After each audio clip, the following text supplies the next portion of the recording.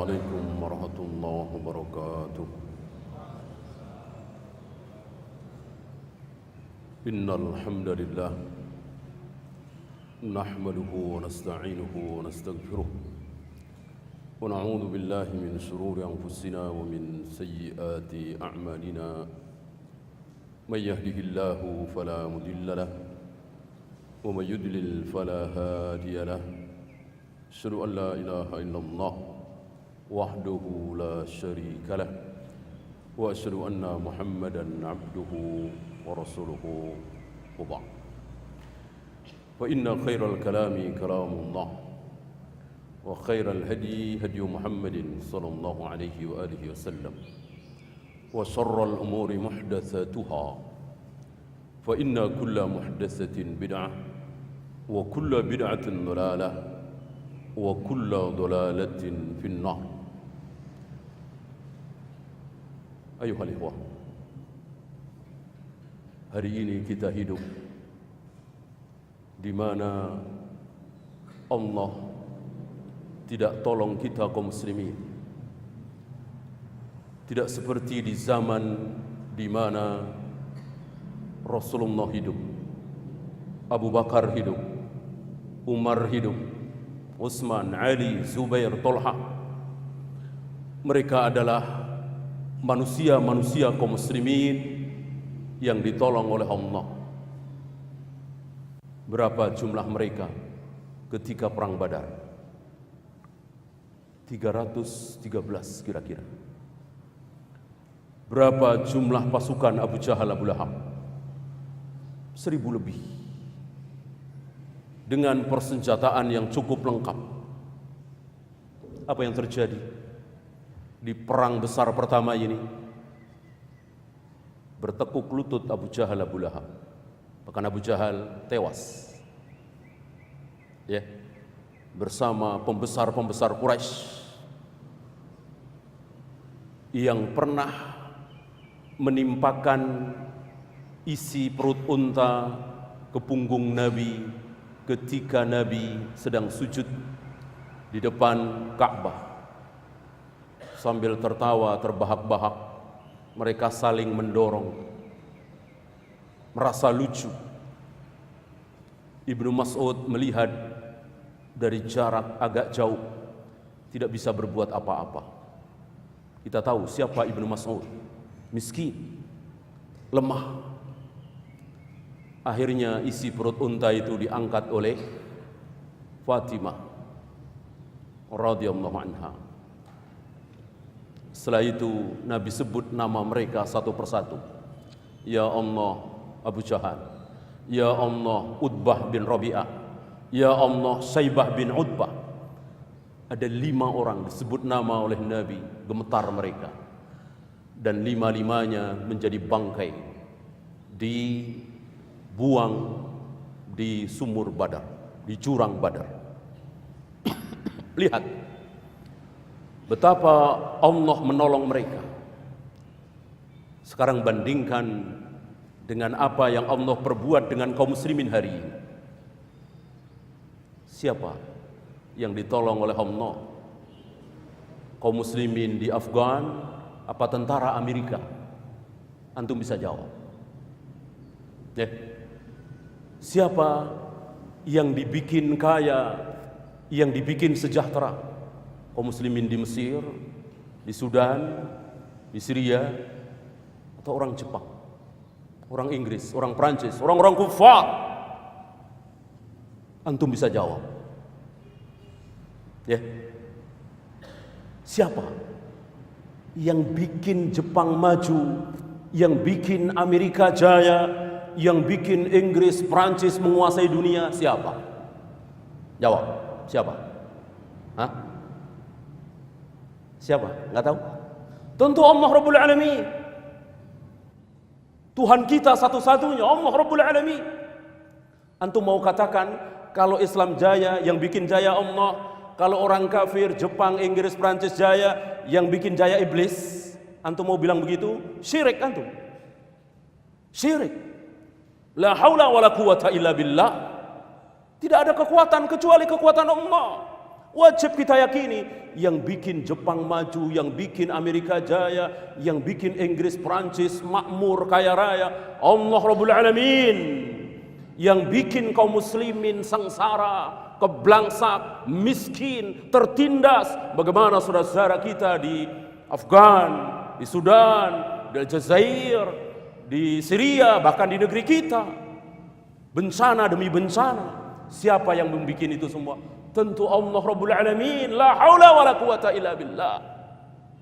Sekarang tanda tanya besar tentunya. Kenapa ya Allah?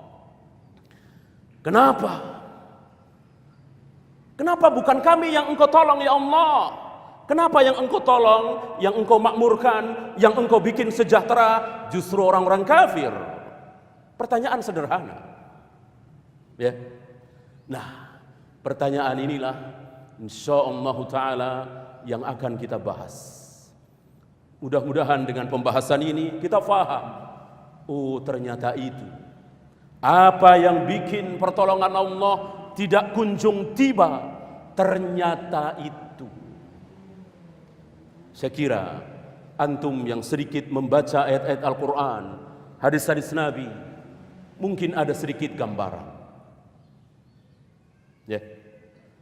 Kapan Allah akan berikan keberkahan kepada penduduk satu negeri? Kapan? Walau anna ahlal qura, teruskan, amanu wattaqau. Seandainya penduduk satu negeri itu beriman dan bertakwa. Lihat, beriman dan bertakwa. La fatahna alaihim barakatim minas sama'i wal ardh. Niscaya kami bukakan keberkahan dari langit dan dari bumi. Lihat. Ini salah satu gambaran. Ini pembukaan bagi kita agar ada jalan. Ternyata pertolongan Allah dimulai dari situ. Maka antum jangan terkecoh, jangan terkena subhatnya orang-orang liberal yang mengatakan Islam pantas saja Islam mundur, Islam nggak ada yang belajar nuklir, pantas saja Islam mundur, nggak ada yang belajar ekonomi, pantas saja Islam mundur, nggak ada yang belajar ilmu ini, ilmu kedokteran, ilmu ini itu. Sekarang saya tanya, dengan apa Rasul dan para sahabat menguasai dunia? Saya kira tidak perlu kita bahas kalau Rasul dan para sahabat betul-betul menguasai dunia. Ditakuti dua superpower dunia, Romawi dan Parsi, dua superpower dunia ini gemetar mendengar nama Rasulullah SAW, bahkan Umar bin Al-Khattab, Umar bin Abdul Aziz. Mereka gemetar ketakutan. Antum masih ingat perang Tabuk? Perang Tabuk ada banyak peristiwa, di antaranya tentang 3 sahabat yang tertinggal, Ka'ab bin Malik, Murarah dan Hilal dalam perang Tabuk. Di mana Tabuk? Negeri yang menjadi perbatasan Romawi, jauh dari Madinah. Diapakan Tabuk oleh Nabi? Didatangi. Nabi bersama para sahabat mendatangi Tabuk, menantang Heraklius. 20 hari Nabi menunggu Heraklius di Tabuk. Heraklius tidak berani datang, gemetar. Nggak jadi perang. Kalah apa menang? Nabi. Kaum muslimin kalah apa menang? Tentu menang. Lawan nggak datang, menang kan? Kita datang, lawan nggak datang, menang. Apa istilahnya? WO, ya kan? Nah, Heraklius WO tidak datang. Padahal ditunggu oleh Nabi 20 hari.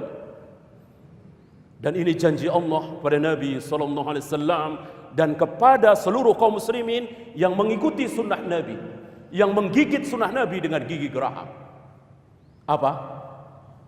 Ada 5 keistimewaan yang Allah berikan kepada Nabi SAW, tidak Allah berikan kepada nabi-nabi yang lain. Apa? Ar-ru'ab, rasa gentar, rasa takut Allah jatuhkan, Allah masukkan di hati orang-orang kufar. Ketika orang-orang kufar ini akan berhadapan dengan kaum muslimin, akan berhadapan dengan Nabi alaihi salatu wassalam, sebulan perjalanan misalnya 500 kilo misalnya ya, diukur waktu itu 500 kilo mau ketemu dengan kaum muslimin, Rasul dan para sahabat, mereka sudah gentar, mereka sudah ketakutan. Kalau kaum muslimin mengikuti Rasul dan para sahabat.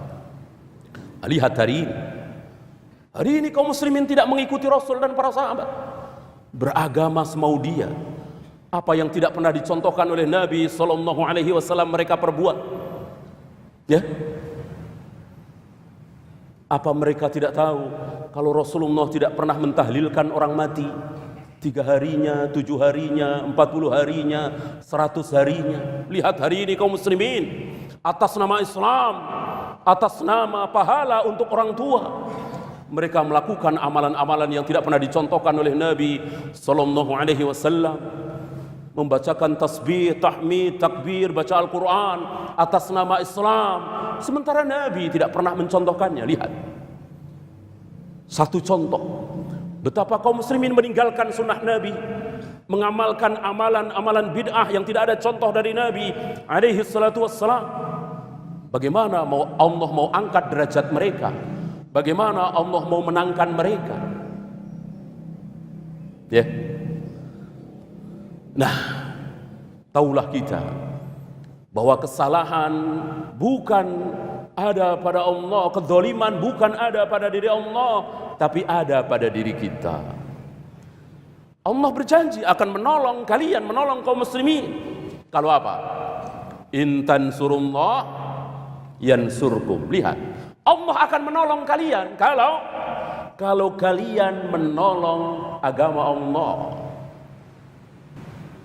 Ketika hari ini kita tidak ditolong oleh Allah, dibiarkan oleh Allah dalam keadaan miskin, terjajah, berarti wajib kita akui, berarti kita tidak sedang menolong agama Allah.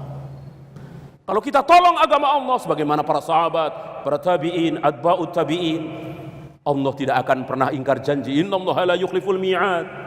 Allah tidak akan pernah ingkar janji. Allah pasti tolong. Kenapa hari ini Allah enggak tolong? Berarti kita tidak sedang menolong agama Allah. Menolong agama Allah bagaimana caranya? Tentu tolong agama Allah ada di diri kita dulu.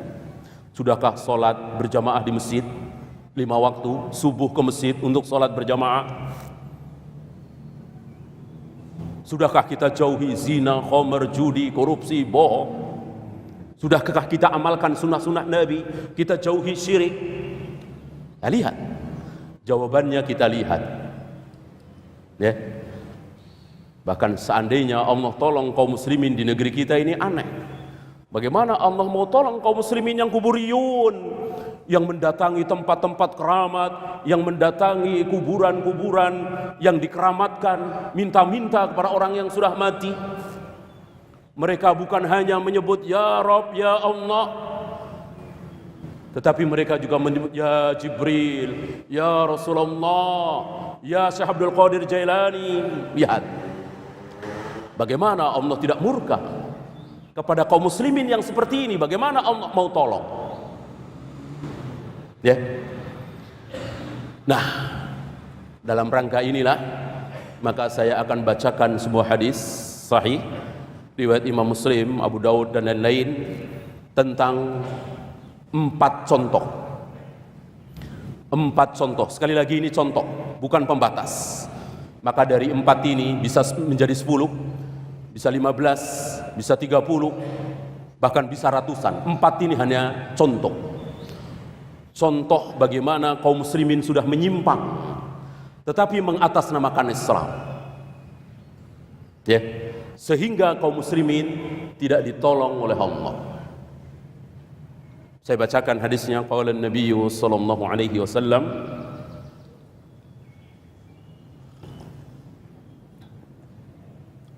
"Idza tabaya'tum bil 'ainati ketika kalian sudah mulai berjual beli dengan cara inah. Nanti kita bahas jual beli cara inah itu seperti apa. Wa akhadtum aznabal baqar, dan kalian sudah mulai memegang ekor-ekor sapi. Nanti kita bahas apa yang disebut dua ya. Wa raditum bizar'i, dan kalian ridho, kalian bangga dengan pertanian. Yang terakhir, wa taraktumul jihad, kalian telah meninggalkan jihad. 4 yang disebut oleh Nabi. Tapi sekali lagi, 4 ini sekedar contoh, bukan pembatas. Bukan berarti 4 hal ini saja yang membuat kaum muslimin tidak ditolong. Apa kata Nabi selanjutnya? Sallallahu alaikum dhullan, Allah akan timpakan kehinaan kepada kalian. Seperti hari ini. Betapa hinanya hari ini kaum muslimin. Betapa hinanya. Ya. Kaum muslimin, perempuan datang ke negeri-negeri kafir. Ya, yang Singapura, yang Hong Kong, yang Jepang, untuk bekerja kepada mereka dan diberi upah menghinakan sekali. Para ulama tidak mengharamkan bekerja kepada orang kafir, tapi hina, sebuah kehinaan ketika kita bekerja kepada orang kafir. Hina. Lihat hari ini perusahaan-perusahaan besar milik siapa? Milik kaum muslimin? Tidak. Sedikit sekali. Milik kaum muslimin sedikit sekali. Sementara antum bayangkan emasnya Romawi hari itu mengalir kemana? Mengalir ke Madinah. Peraknya Parsi hari itu mengalir kemana? Mengalir ke Madinah. Sebagai tanda takluk mereka kepada pemerintahan kaum muslimin. Hari ini kebalik. Emasnya Freeport lari kemana? Antum tahu? Tambangnya kaum muslimin lari kemana? Kebalik. Ya. Allah tidak akan mengangkat kehinaan itu. Allah tidak akan. Allah tidak akan mengangkat kehinaan yang Allah timpakan kepada kaum muslimin sebelum hatta tarji'u ila dinikum. Ini jawabannya. Sampai kalian kembali kepada agama yang benar. Sampai kalian kembali kepada agama yang benar. Jadi selagi kita beragama tapi tidak benar, Allah tidak tolong. Contoh mudahnya tadi, mentahlilkan orang kematian 3 hari, 7 hari, 40 hari. Ini agamanya siapa? Rasulullah tidak pernah mencontohkan. Berapa banyak kematian di zaman Nabi? Dari mulai Ja'far bin Abi Thalib, Abdullah bin Ruwaha, Zaid bin Harisah. Ini kan meninggal ketika Nabi masih hidup. Kemudian Khadijah, istri beliau tercinta. Kemudian anak-anak beliau semua kan meninggal ketika beliau masih hidup, kecuali Fatimah. Tapi ada riwayat Nabi mentahlilkan Khadijah, anak-anak beliau 3 hari, 7 hari, 40 hari, 100 hari. Tidak ada riwayat. Kalau ada tentu ada di Bukhari, Muslim, Abu Daud, Nasai, Tirmidzi. Tidak ada. Lihat berapa juta saudara-saudara kita atas nama Islam melakukan hal-hal yang tidak pernah dicontohkan oleh Nabi. Qul in kuntum tuhibbunallaha fattabi'uni. Allah mewajibkan kepada Nabi untuk mengatakan, jika kalian mengaku cinta kepada Allah, ikuti aku. Ikuti Nabi. Artinya apa? Yang tidak pernah dicontohkan oleh Nabi, jangan. Allah murka ini. Ya, hatta tarji'u ila dinikum, sampai kalian kembali kepada agama yang benar. Berarti jawabannya kembali kepada agama yang benar. Berarti yang 4 tadi contoh tidak benar semua. Berjual beli dengan cara inah, memegang ekor-ekor sapi, ridho dengan bangga dengan pertanian, meninggalkan jihad, ini semua tidak benar semua. Maka harus dirubah. Nanti ada yang ke-5, ke-6, ke-10, ke-15. Mari kita bahas yang pertama. idza tabayatum bil 'inati, jika kalian berjual beli dengan cara 'ina. Syekh Albani rahimahullah menerangkan apa itu jual beli dengan cara 'ina. Beliau mencontohkan,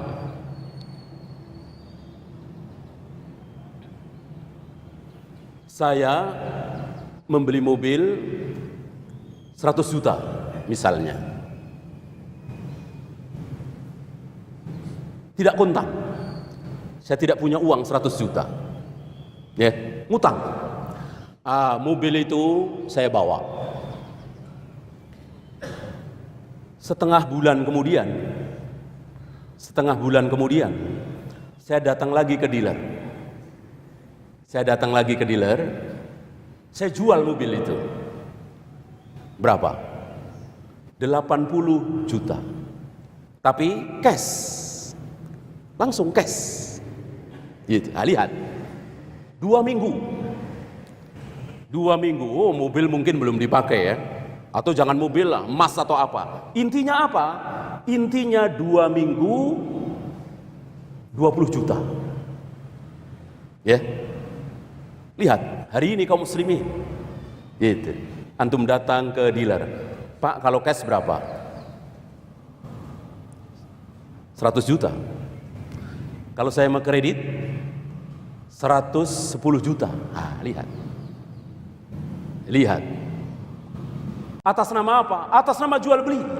Jual beli kan halal. Atas nama jual beli. Berarti apa? Syubhat. Bukan syahwat. Kalau syahwat itu zina, minum khamr, berjudi, bunuh orang, korupsi, bohong, itu syahwat. Apa artinya? Semua orang tahu itu dosa. Sebodoh-bodoh seorang muslim, orang yang SD aja nggak lulus tahu membunuh itu dosa, korupsi itu dosa, zina itu dosa, berjudi itu dosa. Kalau ini tidak sembarang orang tahu. Makanya namanya bukan syahwat, tapi syubhat. Seperti tahlilan tadi, syubhat. Ya. Apa intinya? Intinya berhutang dan naik. Ini. Dan ini diolah oleh kaum muslimin. Gitu. Riba, jelas. Karena riba itu diotak-atik oleh sebagian kaum muslimin.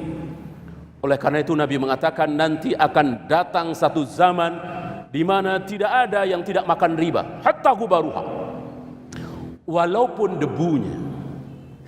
Kenapa? Karena diutak-atik. Gitu. Sekarang begini. Dulu kakek-kakek kita, nenek-nenek kita di kampung, kalau minjemin uang, nenek punya uang 100.000, ya, tolong pinjemin saya nek, nanti kembalinya 110.000. Nenek-nenek kita di kampung ini, insya Allah 30 tahun yang lalu, 40 yang malu, mereka tahu gitu. Ya, di kampung saya lihat mereka malu. Oh jangan, dosa, haram. Mereka tahu. Syubhat itu belum merajalela. Ya, malu. Nenek-nenek kita, kakek-kakek kita malu. Nah sekarang, antum lihat. Sebagian kaum muslimin hari ini dengan bangganya pakai dasi, pakai jas. Gedungnya mentereng, megah. Sampai lantai 15, lantai 20. Apa kerjaannya? Itu. Ada orang ngutang 1 juta, kembalinya 1,1, 1,2. Itu kerjaan dia. Ngitung-ngitung. Bangga dengan jasnya, dengan dasinya. Nenek-nenek kita di kampung malu, itulah syubhat. Semakin lama, semakin tidak disadari oleh kaum muslimin. Ya. Tentu antum tahu apa yang dilakukan oleh bank-bank ribawi itu. Semua tahu. Kalau pinjam 1 juta nggak mungkin kembali 1 juta. Pinjam 100 juta nggak mungkin kembali 100 juta. Ada ribanya.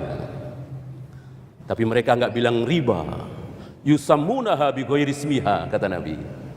Nanti riba dan dosa-dosa itu akan ada diberi nama dengan yang bukan namanya. Lihat di bank-bank ribawi, mereka nggak bilang riba. Maaf Pak, ini ribanya berapa ya? Nggak nanya. Ya, ribanya berapa persen setahun? Enggak. Mereka bilang apa? Hah?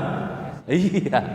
Diganti sesuatu yang indah, yang harum, yang wangi, yang disukai oleh wanita. Apa? Bunga. Shadaqah Rasulullah sallallahu alaihi wasallam. Terbukti kebenaran sabda Nabi sallallahu alaihi wasallam. Yusammunaha bighairi ismiha. Kaum muslimin memberikan nama maksiat dengan yang bukan namanya. Bagaimana riba disebut bunga? Subhanallah waliyadu billah. Ya. Bohong. Enggak bilang bohong. Ya. Dibikin halus apa? Hah? Bohong dibilang apa? Hah? Enggak tahu tuh. Fiktif. Nah. Udah bohong bilang aja bohong. Pakai gaya-gayaan fiktif, ya. Udah bilang aja bohong, cerita bohong. Ngapain fiktif? Nabi nggak suka memperhalus maksiat. Nabi bilang zina, pelacur. Nggak ada Nabi memperhalus maksiat. Agar apa? Agar panas kuping ini, agar lari. Allah dan Rasulnya mengatakan pelacur, bagoya min bagoya Bani Israel, bagiyatun min bagoya Bani Israel, pelacur dari Bani Israel. Zina, lihat zina, wala taqrabuz zina. Nggak ada diperhalus. Selingkuh, apa itu? Lihat kaum muslim, yusammunaha bighairi ismiha, mengganti namanya dengan yang bukan namanya. Antum bikin cerita,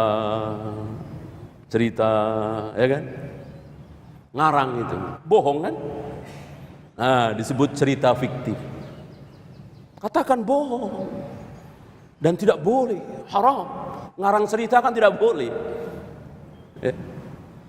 Udah begitu subhanallah, ibu-ibu kita, istri-istri kita wajib kita lindungi ya. Nonton sinetron udah tahu bohong, pakai nangis ya, meneteskan air mata. Itu ibu-ibu kita. Padahal udah tahu itu dibohongi. Bagaimana? Orang dibohongi kan mestinya marah kan? Wah, ini manggut-manggut ya, nangis. Lihat, dipermainkan hati kita oleh cerita bohong itu. Begitu juga riba. Hari ini kaum muslimin tidak menyebut riba, tapi bunganya berapa persen, gitu. Nah, alhamdulillah kira-kira 15 tahun 10 tahun belakangan marak sebagian ustaz-ustaz kita, ulama-ulama kita, kiai-kiai kita meneriakkan tentang riba ini. Akhirnya mereka mengakui riba haram. Maka jalan keluarnya apa? Bank syariah, bank yang syar'i, kata mereka. Ya. Lalu bagaimana? Kan ini haram nih. Kalau pinjam 100 juta, kembali 110 juta. Halal haram? Haram. Ya. Nah, biar nggak haram gimana? Nah, ini yang termasuk ina. Ini lihainya orang-orang Yahudi mengajarkan khilah kepada kaum muslimin. Lihai luar biasa. Ya.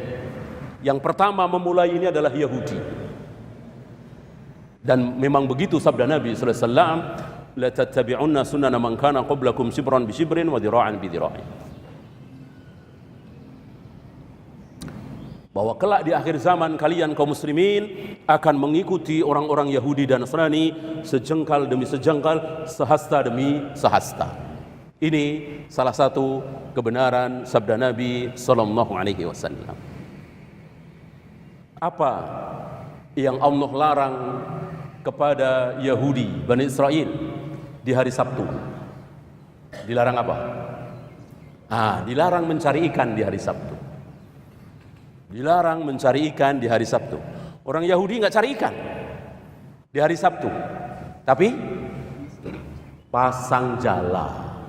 Kalau cari ikan kan mancing, ya kan, nyerok, ya kan, atau pakai apa? Ini pasang jala, jalanya dipasang, pergi, ikan masuk perangkap. Ini Yahudi. Ketika Allah haramkan babi kepada Yahudi, Yahudi tidak makan babi, tapi nernak babi. Babinya dijual. Inilah Yahudi. Ini ditiru oleh kaum muslimin. Ini ditiru oleh kaum muslimin. Kan kalau pinjam 100 juta, kembali 110 juta, jelas ini riba. Haram. Ya. Maka dia kaliin. Saya yang punya perusahaan bank misalnya, ada orang pinjam 100 juta, balik 110 kan haram. Maka saya bilang, biar halal begini caranya. Lihat, kata-kata biar halal ini sudah menunjukkan masuk haram biar halal. Haramnya sudah haram, tinggalkan. Ini biar halal. Biar halal gimana caranya? Saya nanya sama yang mau pinjam, emang Bapak pinjam 100 juta buat apa? Dia bilang, saya mau buat beli mobil. Saya kalau langsung 100 juta nggak ada uang. Tapi kalau saya nyicil 10 juta, 10 juta, 10 juta, 10 juta, insya Allah saya sanggup. Mestinya kalau 10 juta, 10 juta, 10 juta, jadinya berapa bulan? Biar 100, 10 bulan kan? Ini enggak, 11 bulan. 11 bulan. Sama apa tidak? Ya, dibikin seolah-olah jual beli. Bapak mau buat beli mobil kan? Gampang. Mobil yang Bapak mau beli apa? Tunjuk. Nanti Bapak milih sendiri di dealer. Ya. Tunjuk itu. Avanza misalnya ya. Nanti mobil ini saya beli Pak ya. Nanti kalau mobil ini sudah punya saya, ya, saya jual ke Bapak. Berapa? 110 juta. Mikir sebentar antum. Ya. Mikir sebentar, halal apa haram ini? Ya. Tujuan saya biar halal. Kan Bapak pinjam 100 juta untuk beli mobil. Mobil biar saya yang beli. Sekarang kan sudah, nanti bukan sekarang. Orang belum kan? Nanti kalau sudah punya saya jual ke Bapak. Berapa? 110 juta. Bayarnya cicil 10 juta, 10 juta, 10 juta, 10 juta selama berapa? 11, bukan 10. Ya, coba antum fikir sebentar, ini jalan keluar apa khilaf? Sebagaimana yang dicontohkan oleh Yahudi. Ya. Coba setengah menit antum mikir ya. Saya minum dulu.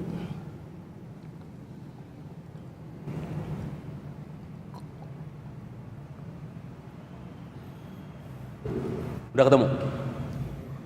Halal haram, jalan keluar apa khilaf, sami'na wa ata'na apa sami'na wa asayna, itu sifat Rasul dan para sahabat apa sifat Yahudi?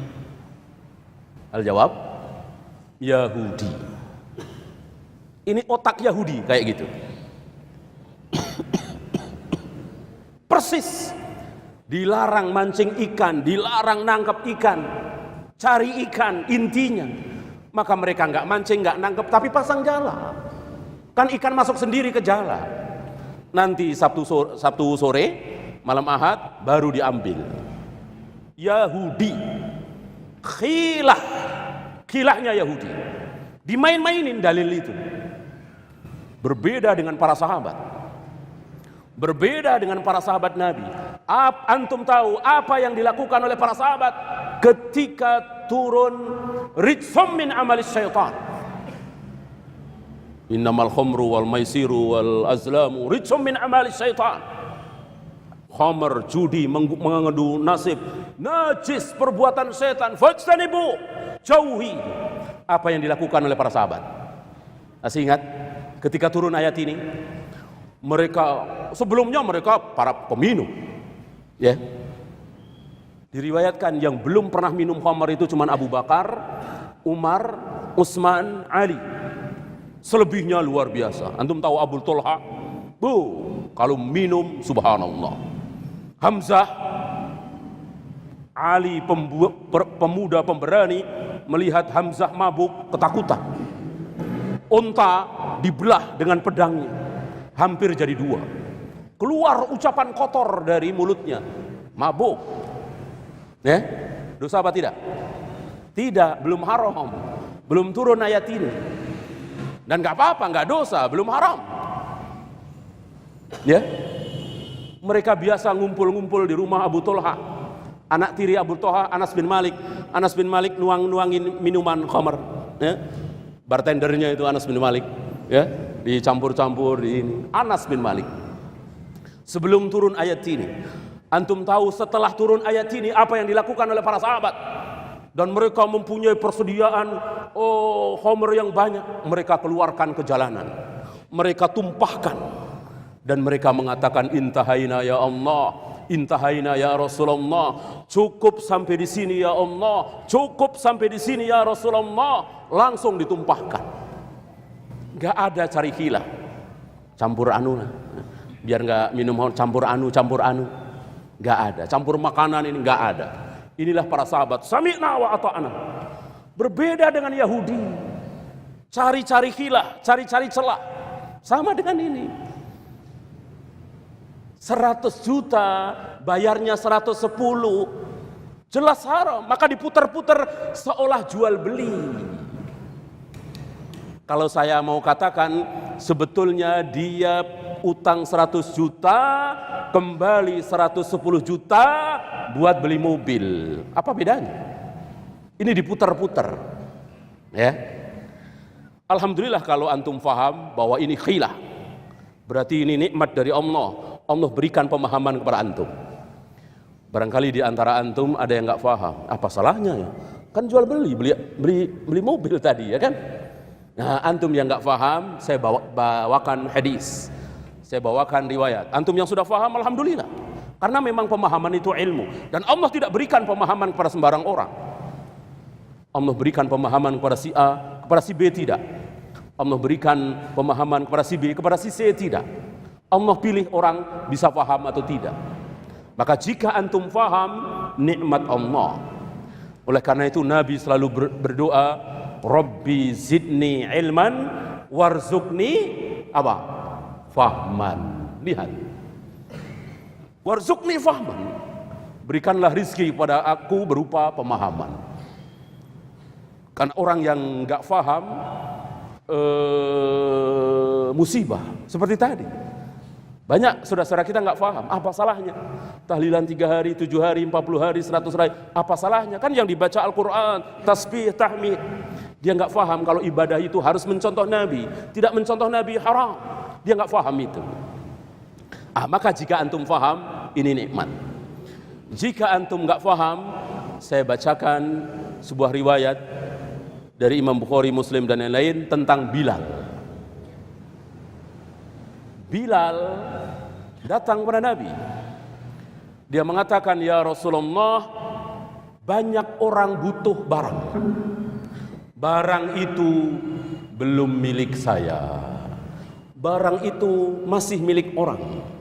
Tetapi saya sudah mengikat perjanjian dagang jual beli dengan dia. Setelah saya ikat, lalu saya beli barang itu di pasar, lalu saya jual. Mirip tadi, mobil Avanza tadi masih milik siapa?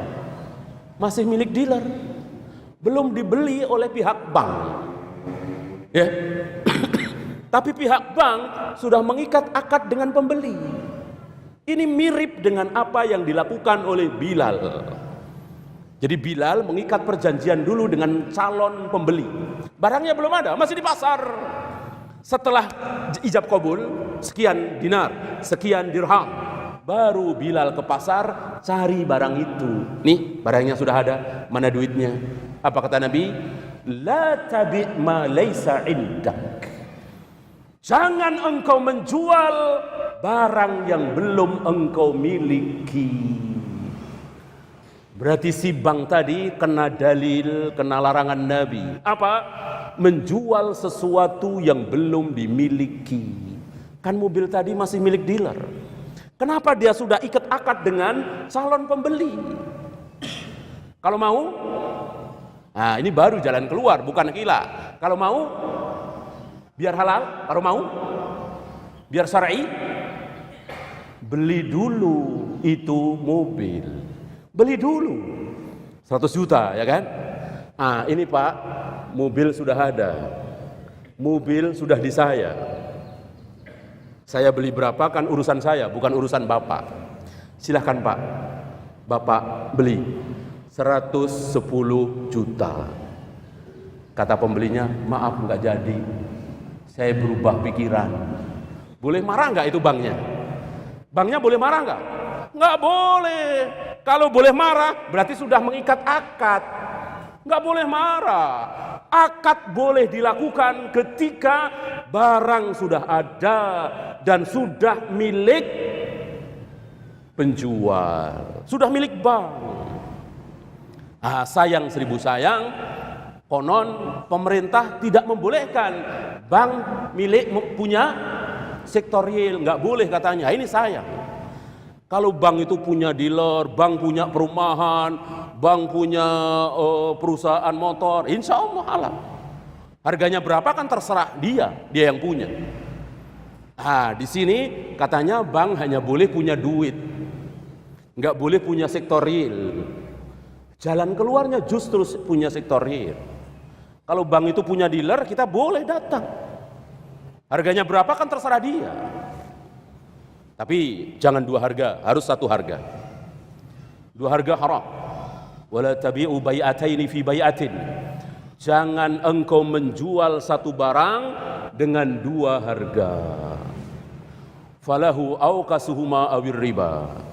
Jika ada yang menjual barang dengan dua harga, maka yang berlaku adalah harga yang rendah. Awir riba, kalau berlaku dua-duanya berarti riba.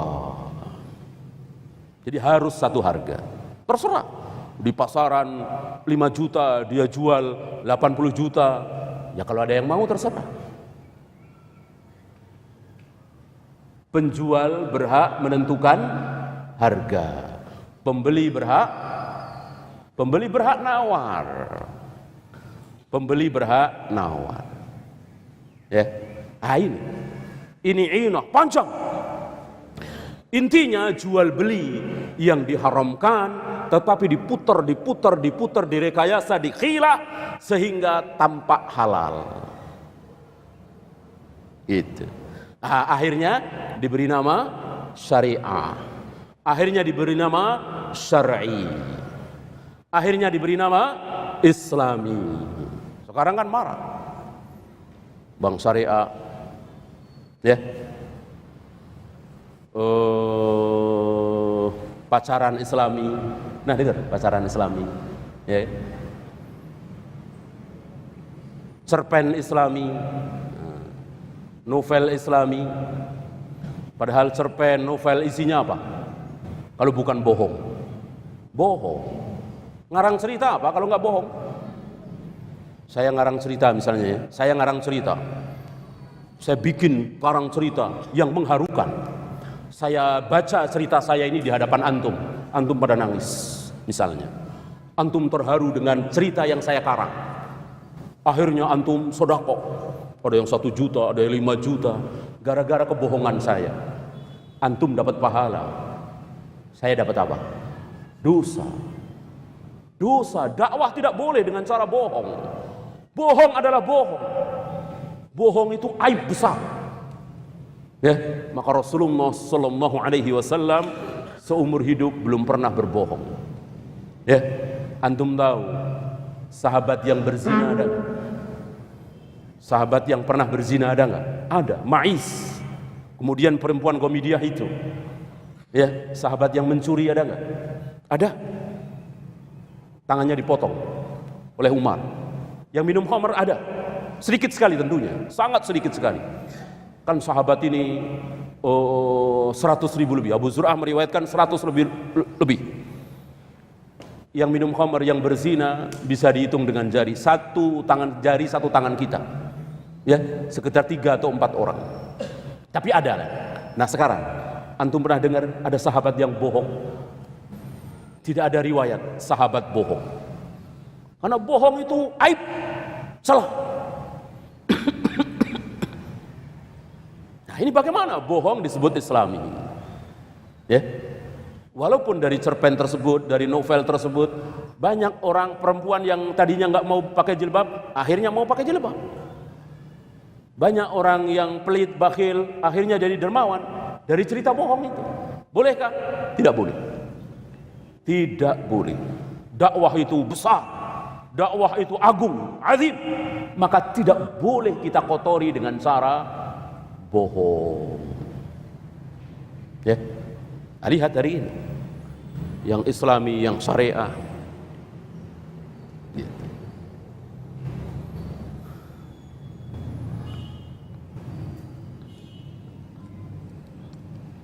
Ada lagi satu contoh.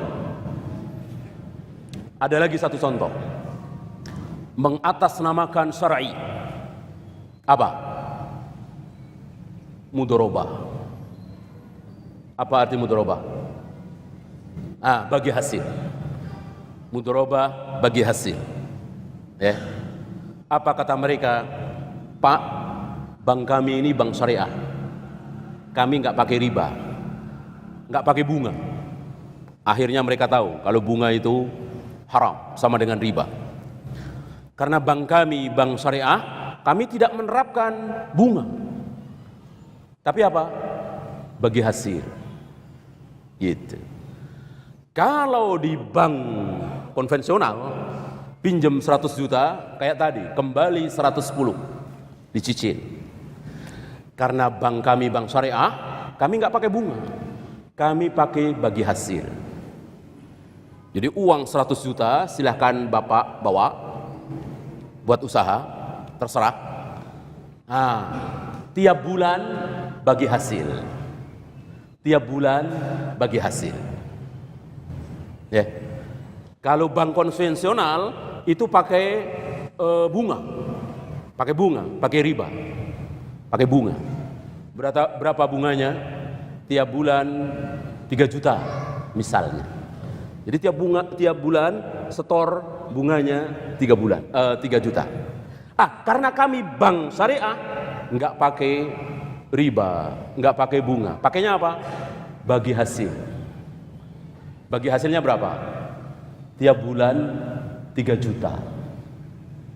Jadi Bapak store ke kami tiap bulan 3 juta. Bunga apa? Bukan bunga. Bagi hasil. Sama nggak sama yang tadi? Apa bedanya? Yusammunaha bi ghairi ismiha. Diberi nama dengan yang bukan namanya, itu kan bunga-bunga juga. Apa bedanya? Ya. Dia bilang ini bagi hasil. Suka-suka dia kasih nama. Kalau begitu saya bisa juga dong. Saya ketemu perempuan cantik, Dek, sini Dek. Mulai sekarang kita suami istri ya. Salaman. Ya. Kamu jadi istri saya jadi suami kamu. Salaman. Sah? Sah saya dengan dia jadi suami istri? Sah? Tentu tidak sah. Zina. Saya kasih nama aja. Mulai sekarang kita suami istri ya, salaman. Ya. Syarat nikah tidak dipenuhi. Syarat nikah ada apa? Ada wali. Kalau ijab kabul kan tadi udah ijab kabul ya. Kalau mahar gampang lah, kasih 100.000 kah 500.000, 1 juta ya kan. Saksi gampang lah. Kita kan punya teman insya Allah 2 orang laki-laki kan cukup, ya kan. Wali nih wali. Mana walinya? Wali itu kan harus ayah, nggak boleh yang lain. Kalau ayah nggak ada, baru boleh abangnya, adik laki-lakinya, pamannya dan seterusnya. Kalau masih ada ayah tidak boleh. Dan hak perwalian ayah tidak hilang. Hak perwalian akan hilang ketika seseorang murtad. Ayahnya Kristen, ayahnya Buddha, Hindu, hilang hak perwaliannya. Ini muslim. Ya. Bolehkah? Tentu tidak boleh. Jadi tidak boleh sembarangan. Ini bagi hasil ya. Ini nikah ya. Gitu. Ini jual beli ya. Nggak bisa. Nama tidak akan merubah hakikat. Al-asma la yughayyirul haqa'iq. Nama itu tidak bisa merubah hakikat. Hakikatnya zina. Walaupun dikasih nama nikah, nggak bisa. Tadi, apa bedanya? Riba ini bunga, tapi dikasih nama mudorobah bagi hasil. Ya, berapa bagi hasilnya? 3 juta tiap bulan. Fix. Mau untung, mau enggak, pokoknya 3 juta tiap bulan. Apa bedanya? Nah, antum harus tahu bagi hasil yang syar'i, bagi hasil yang benar, itu gimana caranya? Menurut cara Nabi, bukan cara Yahudi. Uang 100 juta buat usaha. Apa jual beli komputer, handphone, segala macam. Kemudian berapa keuntungan? Mungkin bulan pertama belum ada untung, masih persiapan. Mulai bulan kedua, ya bagi hasil. Bulan kedua ada untung berapa? Dihitung-hitung ada untung 10 juta. Berarti Bapak 5 juta, kami Bank Syariah 5 juta. Gitu bagi hasil. Bulan ketiga untung 20 juta. Berarti Bapak 10 juta, kami pihak bank 10 juta. Itu modal tidak diutak-atik, masih 10 juta, masih 100 juta. Ya, masih ada di situ kan? Kan sudah berupa handphone, berupa komputer, berupa AC, ya kan? Sudah berupa, bukan berupa uang lagi. Bulan keempat rugi 10 juta. Gimana? Gimana? Bulan keempat rugi, ya namanya dagang usaha, bisa untung bisa rugi kan? Bulan keempat rugi 10 juta. Apa? Apa yang terjadi? Rugi 10 juta.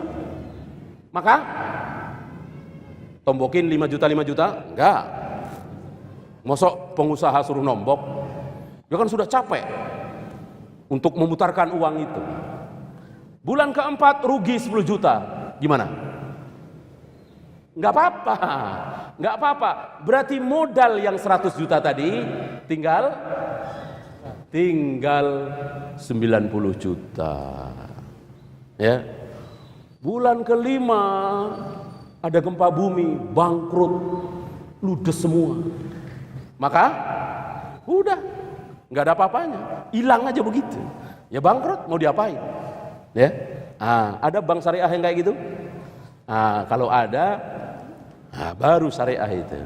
Kita berbondong-bondong dah ke sana, ya kan? Kalau ada, itu baru syariah yang dicontohkan oleh Nabi SAW. Jadi kalau hasil dibagi dua, kalau rugi dibagi juga. Artinya pemodal berkurang uangnya, si pengusaha tidak menanggung, dia rugi tenaga. Itu bukan seperti tadi. Ya. Saya kira ini banyak, mungkin kita lanjutkan nanti di soal jawab, ya. Kita lanjutkan yang kedua. Yang kedua apa tadi?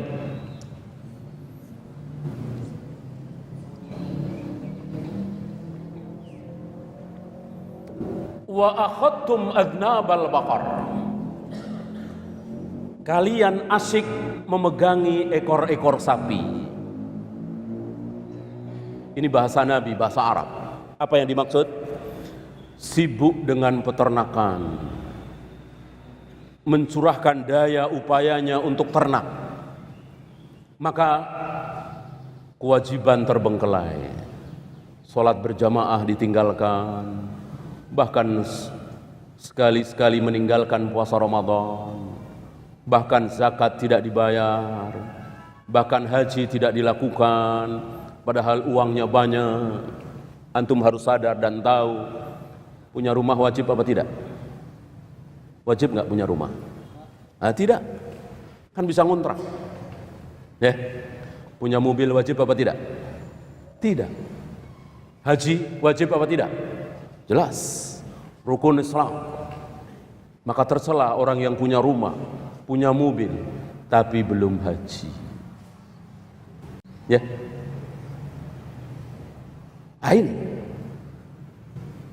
ini syahwatin. Kalau tadi subhat, jadi sesuatu yang tidak syar'i dibilang syar'i. Sesuatu yang tidak berdasarkan dalil dikatakan berdasarkan dalil. Nah, sekarang ini syahwat. Dia asik memegang ekor-ekor sapi. Ya. Banyak kisah yang sahih, tapi jangan Sa'labah. Kisah Sa'labah tidak sahih. Antum tahu mungkin ya, kisah Sa'labah ini tidak sahih dari Nabi SAW. Bukan sahabat tidak ada yang seperti itu. Ya, kisah tentang Sa'labah, kisah tentang Alqamah, dua-duanya tidak sahih. Ya, cerita banyak. Qarun sahih. Cerita tentang Qarun sahih. Yang diberi kekayaan luar biasa oleh Allah, lalu lupa. Maka semakin kaya dia semakin merasa miskin. Laisal ghina bi kasratil arad, walakinnal ghina ghinan nafs. Hakikat kaya itu apa? Bukan banyaknya harta. Tapi hakikat kaya adalah kaya jiwa, diri. Orang yang punya rumah atau bahkan dia masih ngontrak, dia hanya punya motor jelek, motor tua, tapi dia nikmati, dia syukuri, dia nikmat dengan nikmat itu, maka sebetulnya dia adalah orang kaya. Bandingkan dengan orang mobilnya banyak, perusahaannya di mana-mana, tapi kepalanya masih pusing. Dan itu ada. Marah-marah. Ya, marah-marah. Datang ke kantor marah-marah, ke rumah marah-marah. Itu. Padahal hartanya banyak. Ya. Kenapa? Allah tidak memberikan kekayaan di hati dia. Allah hanya berikan kekayaan itu di harta dia, tidak di hati. Maka semakin miskin, semakin miskin. Ya.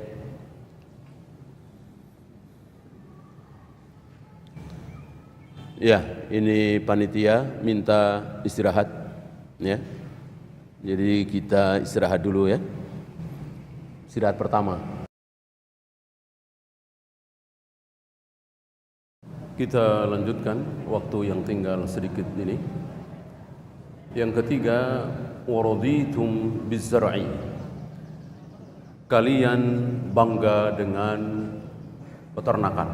Ini sama, masalah dunia. Ini sekedar contoh, bukan hanya dua.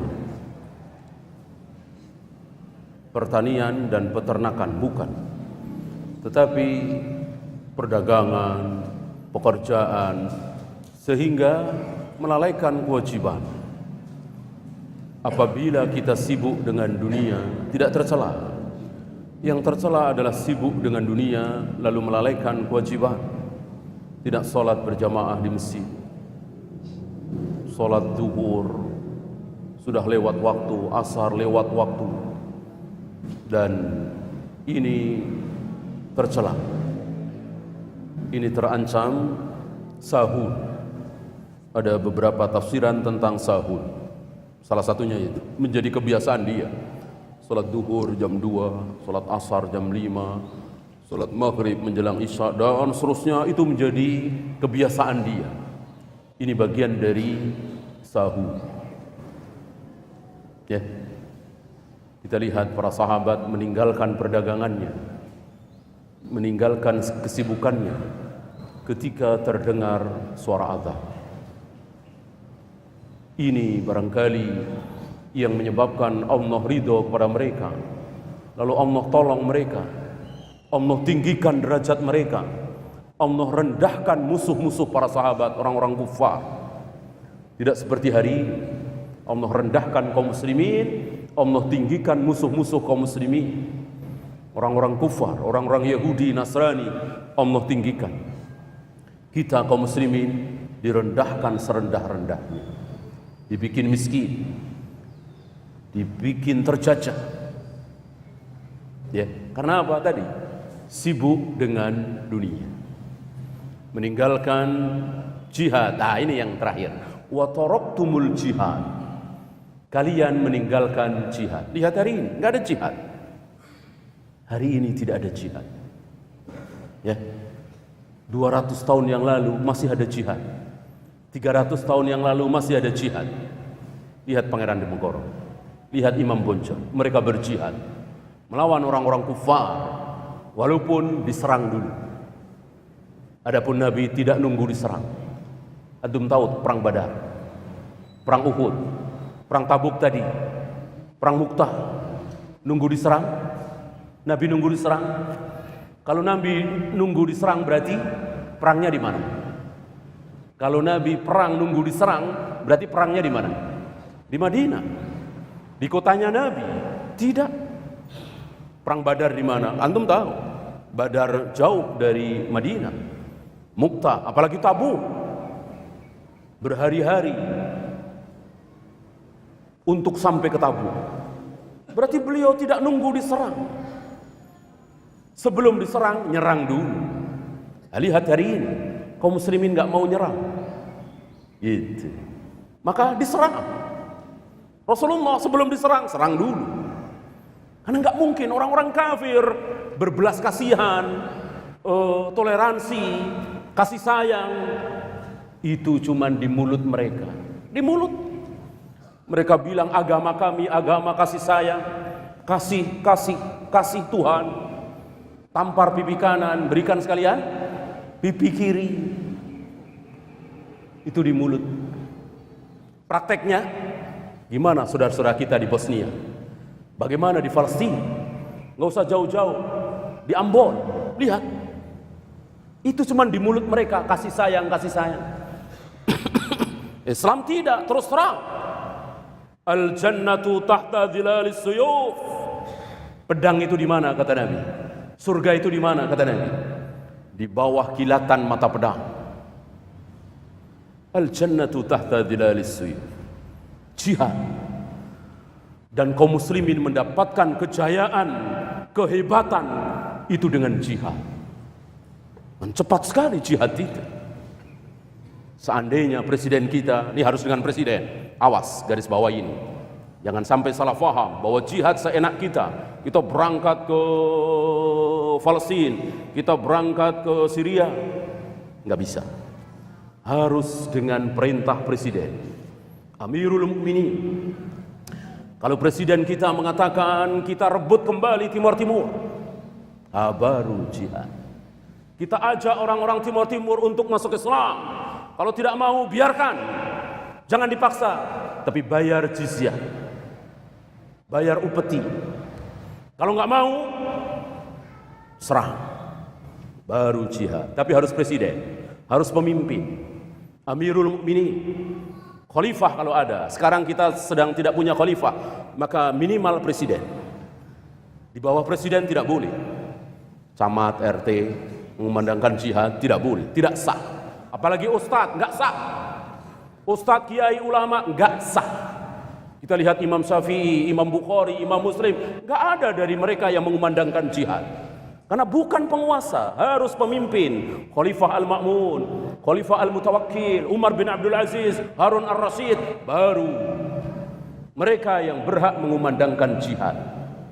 Ulama tidak. Imam Syafi'i, Imam Bukhari, Imam Muslim, Imam Ahmad, nggak ada yang mengumandangkan jihad. Ya, nah, nanti Timur dapat, ya, menang kan? Serang lagi mana? Singapura. Menang, dapat Singapura. Ntar Australia, dapat seluruh Australia. Kalau menang, nah kan? Kalau menang, dapat, kaya raya. Kaum muslimin Indonesia diawali dari Indonesia, misalnya, diawali dari mana terserah. Yang jelas harus memimpin. Kalau menang, Kalau kalah? Kalau kalah dapat ribuan kali dari Australia, ribuan kali dari Singapura. Jannah ma ainun ra'at wala udunun sami'at wala khatara ala qalbi bashar. Kenikmatan yang belum pernah terlihat oleh mata, belum pernah terdengar oleh telinga, belum pernah terbayangkan oleh hati manusia. Jannah, surga. Apa yang ditakuti dari jihad? Subhanallah. Kalau pemimpin kita tahu tentang jihad, presiden kita tahu tentang jihad, segera berangkat. Kejayaan Islam, mati surga, menang mulia. Iskariman aumud syahidan. Ya, sayang. Kita doakan para Allah, semoga pemimpin kita, presiden kita tergerak hatinya untuk mengumandangkan jihad. Atau pemimpin muslim mana? Hari ini tidak ada.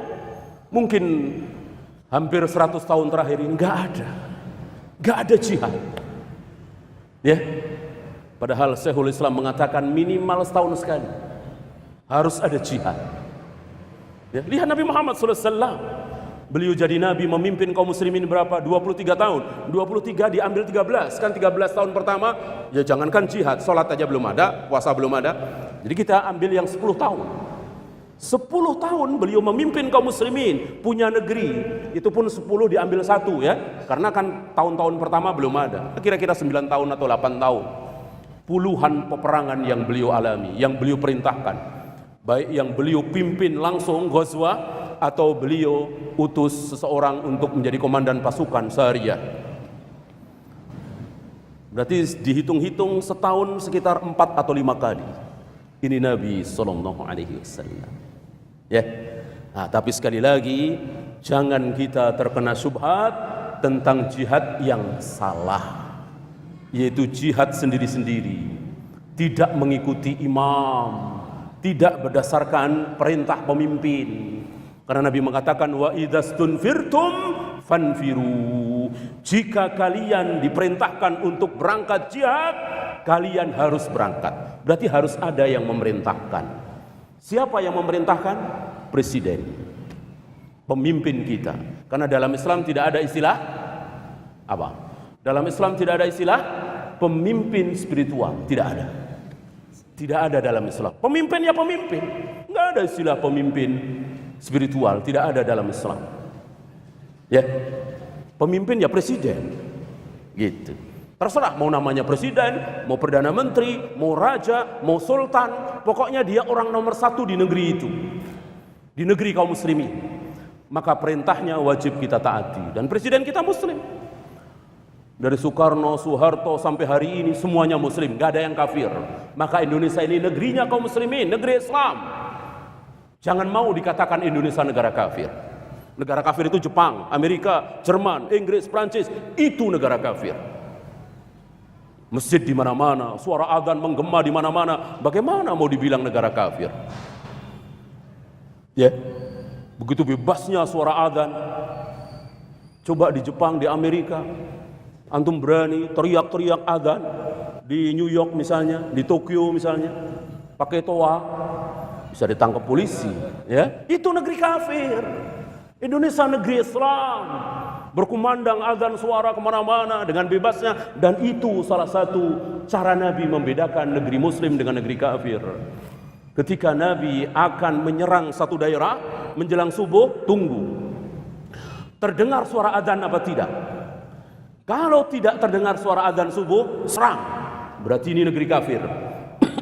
Kalau terdengar suara azan subuh, tahan. Ini negerinya kaum muslimin, negeri Islam. Berarti cara Nabi membedakan negeri muslim dengan negeri kafir adalah menggemanya suara azan. Bukan masalah hukum. Ya, negara Islam kalau ada cambuk, potong tangan, itu bagian dari syariat Islam. Seandainya negeri Islam menerapkan cambuk, potong tangan, rejam, qisas, itu bagus. Itu sempurna. Kalau tidak diterapkan seperti negeri kita ini, kurang bagus. Tetapi masih negeri Islam, tidak sempurna. Apakah ketika sesuatu tidak sempurna menjadi batal? Tentu tidak. Muslim yang sempurna adalah yang sholat, yang puasa, yang zakat, yang haji kalau dia mampu, yang tidak berzina, yang tidak minum khamar, tidak berjudi. Nah sekarang ada seorang muslim sholat, puasa, zakat, tapi dia kadang minum khamar. Masih muslim apa kafir? Muslim. Muslim yang berdosa, dosa besar, tapi muslimnya tidak batal. Begitu juga negeri Islam. Ketika menerapkan cambuk, potong tangan, rejam, negeri Islam yang sempurna, yang bagus, seperti Saudi misalnya, atau Brunei misalnya. Tapi Indonesia tidak menerapkan, kurang sempurna, kurang bagus, tapi masih negeri Islam. Siapa yang mengatakan bahwa Indonesia negeri kafir, dia harus tinggalkan Indonesia ini. Dia harus tinggalkan Indonesia ini, karena hidup di negeri kafir tidak boleh. Sabda Nabi alaihi salatu wassalam, inni bari'um minal muslim ya'isu bainal kafirin. Aku berlepas diri dari seorang muslim yang hidup di tengah-tengah negeri kafir. Berarti jika kita hidup mukim di Jepang misalnya, di Jerman misalnya, di Inggris, Nabi berlepas diri, maka kita tidak boleh. Kecuali untuk berobat atau mencari ilmu atau dakwah sebagai utusan resmi duta besar, ini boleh. Sekedar bekerja mencari nafkah, jangan. Ya. Terakhir saya ulangi tadi, Allah tidak akan mencabut kehinaan kalian hatta tarji'u ila dinikum, sampai kalian kembali kepada agama kalian yang benar. Maka selagi kita masih berada dalam kesalahan ibadah, kesalahan syubhat, maka Allah belum mau menolong kita. Maka tahulah kita bahwa jalan keluar dari permasalahan kaum muslimin hari ini apa? Kembali kepada agama yang benar. Bukan berlomba mencari dunia. Sebagaimana ucapan orang-orang yang terkena syubhat. Biar kaum muslimin maju, maka kaum muslimin belajar ilmu ini, ilmu itu, ilmu ini. Itu masalah teknis. Mudah sekali bagi Allah. Itu cuma cara. Intinya Allah mau tolong apa tidak? Allah ridho apa tidak terhadap negeri ini, terhadap kaum muslimin yang ada di negeri ini. Kalau ridho, Allah tolong. Kalau enggak, Allah enggak tolong. Ujian demi ujian, cobaan demi cobaan, musibah demi musibah, Allah akan timpakan. Ya, karena negeri muslim. Kalau kafir sekalian, ya kan antum tahu apa itu istidraj.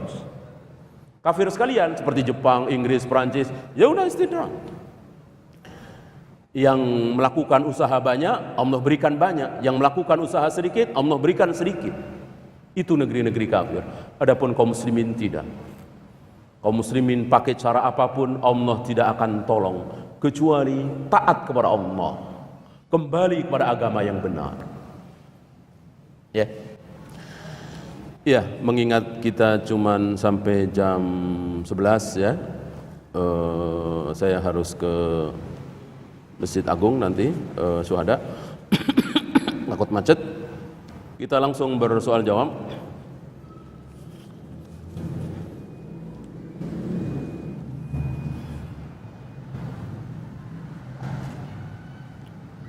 Bagaimana dalil dari gaji yang diterima seseorang yang bekerja dalam sebuah bank konvensional? Jelas.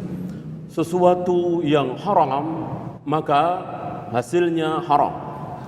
Pekerjaan yang haram, apabila menghasilkan uang, maka uangnya haram. Berzina haram. Dari zina itu dia dapat uang, maka uangnya haram. Gitu. Berjudi haram. Dari judi itu dia dapat uang, menang, maka uangnya haram. Riba jelas haram. Dari riba ini dia dapat uang, haram. Walaupun membantu dalam hal yang paling kecil. Apa misalnya membersihkan lantai gedung bank ribawi itu. Ini tolong menolong. Dari situ dia dapat gaji, gajinya haram. Ya. Dia buka kantin di bank ribawi itu, jelas hasilnya haram. Dia dapat uang karena dia menyuplai barang-barang tertentu, komputer misalnya, ke bank ribawi itu, haram. Kecuali yang umum. Saya punya warteg, Saya punya warteg. Warteg saya ini nggak jauh dari situ ada bank ribawi. Seringkali karyawan bank ribawi itu makan di warteg saya. Saya ladenin apa saya usir? Ladeni, ya, nggak berhak bagi saya. Maaf Pak, karyawan bank jangan makan di sini ya, nggak berhak. Ini muamalah, ya. Mau yang datang ke tempat saya pelacur, koruptor, penjudi, bukan urusan saya. Saya tidak berhak mengusir. Muamalah, karena kan umum. Kecuali saya buka wartegnya itu di dalam area bank ribawi, jelas ini khusus, tidak boleh, haram. Hasilnya juga haram. Innallaha idza harrama syai'an harrama thamanahu. Jika Allah mengharamkan sesuatu, maka Allah haramkan pula hasil dari sesuatu itu. Hasil dari sesuatu itu haram. Ya, babi haram, maka seluruh uang yang didapat dari babi. Oleh karena itu kata Nabi, dalam hal riba, dalam hal khamr, itu dilaknat, dikutuk. Siapa? Yang menulisnya, yang menjadi saksi, ya, yang makan riba, yang memberikan riba kepada orang lain. Kalau khamr, yang memerahnya, yang membawanya, yang meminumnya, yang menuangkannya, yang menjualnya, yang membelinya. Ada 10 kan yang dikutuk dan dilaknat oleh Allah Rabbul Alamin dalam masalah khamr. Intinya siapapun yang ikut membantu dalam bentuk apapun. Di zaman Nabi belum ada istilah calo, broker. Nabi nggak sebut, makanya yang jadi calonya, karena di zaman Nabi nggak ada. Bagaimana sekarang? Jelas ada bank ribawi menawarkan pinjaman lunak dengan bunga 3%. Saya jadi calo, saya cari-cari orang yang mau minjem uang. Tentu saya terancam dengan laknat tadi. Ya. Bila kita hendak bertaubat dari dosa riba, sedangkan saat ini masih harus menjalani pinjaman riba itu, apakah yang harus dilakukan? Karena pinjaman riba itu harus tetap dibayar. Tidak ada jalan lain kecuali dibayar. Kalau antum bisa melunasi sekaligus, lunasi. Mungkin dengan menjual rumah tersebut atau mobil tersebut, ya kan? Punya rumah tidak wajib, punya mobil sekali lagi tidak wajib. Adapun menghindarkan diri dari riba jelas wajib. Ya. Maka jika dengan punya mobil tersebut kita terus terlilit dalam riba, mending jual uangnya buat melunasi, sehingga kita tidak terjerat riba lagi. Jika jual beli dibayar tunai harga 100.000, jika dibayar kredit harga 150.000, apakah jual beli seperti di atas juga termasuk riba? Iya, tadi sudah kita bahas. Wala tabi'u bai'ataini fi bai'atin. Memang dalam hal ini para ulama khilaf. Sebagian ulama seperti Syekh bin Baz membolehkan, tapi Syekh Albani dan lain-lain mengharamkan dengan dalil. Mengharamkan dengan dalil. Ya, mengharamkan dengan dalil. Mana dalil tadi? Wala tabi'u bai'ataini fi bai'atin. Jangan kalian menjual satu barang dengan dua harga. Apa yang dimaksud dengan dua harga? Imam Nasai dalam sunannya menjelaskan bahwa yang dimaksud kalau kontan sekian, kalau dicicil lebih. Kalau kontan 100.000, kalau dicicil menjadi 150.000. Oleh karena itu jangan menawarkan ini. Ya, antum mau jual mahal semahal-mahalnya silahkan, tapi satu harga. Satu harga. Kontan dan cicil sama. Silahkan. Ya. Kalau Bapak mau silahkan saya jual ini 1,4. Padahal di pasaran 1 juta. Tentu boleh. Bapak mau cash silahkan, mau dicicil silahkan, sama 1,4. Ya, nawar boleh. Tadi sudah kita bahas bahwa pembeli berhak menawar.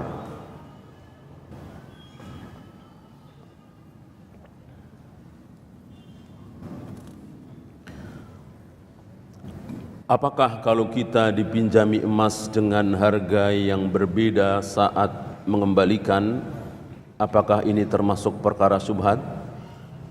Justru harga ngikutin emas, apa emas ngikutin harga? Nah, antum harus tahu, ya. Uang yang dipakai oleh Nabi itu apa? Emas. Uang yang dipakai oleh Nabi itu dinar. Kalau enggak dirham. Dirham apa? Perak. Jadi enggak bohong-bohongan. Kalau sekarang kan bohong-bohongan, kertas doang kan, tulis 0, 0, 0, 0, kan bohong-bohongan. Maka kan rapuh sekali uang kita itu kan, bisa digoyang. Coba kalau kita pakai cara Nabi, pakai emas, enggak bisa digoyang. Negeri-negeri Muslim, insya Allah Allah berikan emas banyak. Negeri-negeri kafir gigit jari. Ya, ini salah satu sunnah Nabi yang ditinggalkan. Maka akibatnya begini. Ya, boleh juga pakai kertas sebagai untuk mempermudah. Tetap ditulis bahwa itu sekian gram, ya kan? Atau wakil misalnya 100.000 wakil dari berapa gram misalnya, atau 1 gram jadi berapa. Intinya emas. Itu yang dipakai oleh Nabi SAW. Dan luar biasa, stabil sekali. Antum masih ingat Nabi nyuruh seorang sahabat beli seekor kambing? Nabi kasih berapa? Nabi kasih berapa kepada sahabat itu? 1 dinar. Memang pasaran segitu, 1 dinar. Ya. Nah, karena sahabat ini pintar nawar, dapat 2 ekor kambing. Ya. Coba antum tanyakan di Antam sana, 1 dinar. Yang kan sekarang kan ada dinar itu kan? 1 dinar itu berapa coba? Saya kira sekitar 3 juta, 3,5 juta. Ya, 1 dinar kan 3,5 gram kira-kira ya. Dapat nggak beli kambing? Pas nggak? Pas kan? Lihat, zaman Nabi 1 dinar, zaman sekarang sama, 1400 tahun yang lalu. Coba rupiah, ya, 1 juta tahun 40-an, sama 1 juta sekarang, kayak apa bedanya? Merosotnya kayak apa? Karena bohong-bohongan. Inilah Nabi SAW. Ya, jadi mengikuti Nabi bukan hanya manfaat akhirat, manfaat dunia kita dapati. Ya, orang-orang kafir itu terbengong-bengong ketika baca beberapa hadis, dikasih tahu beberapa hadis bahwa menyusui itu 2 tahun. Ya, mereka terbengong-bengong itu. Ternyata kaum muslimin sudah mengamalkan 1400 tahun yang lalu. Ya, hari ini kan digalakkan ASI. Nabi, zaman Nabi, subhanallah, Nabi dan bayi-bayi lainnya, kalau ASI ibunya kurang, maka cari apa? Cari ASI ibu lain. Ini enggak diamalkan kaum muslimin, malah nyari sapi. Ya, susu sapi, ya kan? Lihat Nabi, cari apa? Cari ASI lain, ibu lain. Maka di dalam Islam ada istilah ibu susu, anak susuan, jadi mahram kan? Nah ini. Ya, ini sedikit contoh betapa dengan mengamalkan sunnah Nabi luar biasa keberkahan itu. Keberkahan demi keberkahan Allah berikan kepada kaum muslimin. Jadi pertanyaan tadi, ya emas jadi bukan patokan. Saya pinjem antum emas 5 gram tahun 80. Sekarang saya mau mengembalikan berapa gram? 5 gram, adil. Adil. Justru kalau uang nggak adil. Saya pinjem uang antum tahun 70-an 50.000. Sekarang kembalikan 50.000, nggak adil. Ya, tahun 70-an 50.000, subhanallah. Ya, bisa buat makan berapa hari itu, ya kan? Hari ini naktir 3 orang aja mikir-mikir 50.000 ya. Masuk ke warung Padang misalnya 3 orang 4 orang mikir-mikir 50.000, nggak cukup. Ya, Justru yang adil itu emas. Jadi pinjam emas, kebalikannya emas. 24 karat ya 24 karat, 22 karat ya 22 karat. Bagaimana hukum beribadah haji atau umroh dengan menggunakan dana pinjaman dari bank konvensional? Bagaimana solusinya bila sudah terlanjur dilakukan? Pertama, jelas ini haram karena ada ribanya, ya kan? Apa iya bank konvensional itu baik hati meminjamkan 25 juta, kita mengembalikannya 25 juta? Saya kira tidak. Pasti ada bunganya, ya kan? Ada ribanya, ya kan? Haram. Ini yang pertama. Yang kedua, ibadah haji itu wajib bagi siapa? Bagi yang mampu. Bagi yang mampu. Mampu itu maksudnya apa? Punya uang. Sekarang ongkos naik haji berapa? 30 juta misalnya. Antum punya uang 30 juta, punya uang lain untuk tinggalan buat keluarga, anak-anak atau orang tua kita yang ada di bawah tanggungan kita. Berarti mampu. Kalau nggak mampu, jangan memaksakan diri. Lihat para sahabat, manusia yang paling jauh dari takalluf. Tidak seperti kita. Takalluf, membebani diri. Ya. Para sahabat bisa kurban, beli kambing, beli unta. Kita hari ini banyak yang tidak sanggup beli kambing. Akhirnya arisan. Ini takalluf.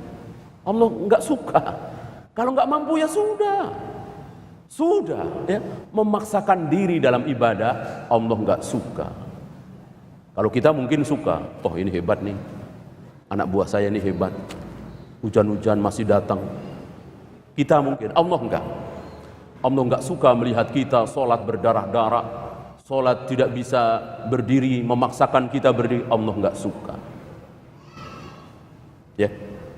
Nah, coba kalau kaum muslimin mengamalkan satu sunnah Nabi ini, tidak takalluf, bisa bayar-bayar, enggak bisa bayar sudah, kan enggak akan menumpuk seperti ini.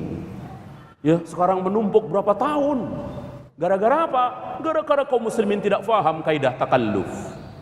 Takalluf itu, ya. Haji itu sekali lagi khusus bagi yang mampu. Mampu itu apa? Tidak menabung. Kalau menabung tidak mampu namanya. Ya.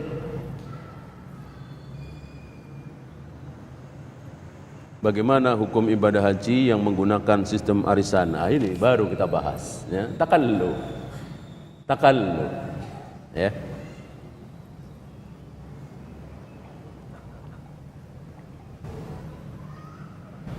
Ada seseorang yang meminjam uang pada orang lain. Waktu meminjam tidak ada akad perjanjian untuk dibungakan. Tapi setelah mengembalikan, si peminjam memberi tambahan. Oh, ini boleh. Boleh. Bahkan Nabi mengatakan sebaik-baik orang yang berhutang adalah yang mengembalikan lebih. Tapi jangan ada perjanjian di awal. Kalau ada perjanjian di awal, maka itulah riba. Ya. Nabi beberapa kali hutang kepada sahabat. Bagaimana mengembalikannya lebih? Beliau pinjam unta, dikembalikan dengan unta yang lebih gemuk, yang lebih besar. Gitu. Yang tidak boleh sekali lagi dengan perjanjian di awal. Ini haram. Berarti boleh diterima. Ya. Ya. Mudah-mudahan bermanfaat pertemuan kita yang singkat ini. Mohon maaf sekali lagi tidak bisa sampai zuhur. Kita tutup. Yang benar dari Allah, yang salah dari saya. Kita akhiri dengan doa kifaratul majlis. Subhanakallahumma bihamdika asyhadu an la ilaha illa anta astaghfiruka wa atubu ilaik. Assalamualaikum warahmatullahi wabarakatuh.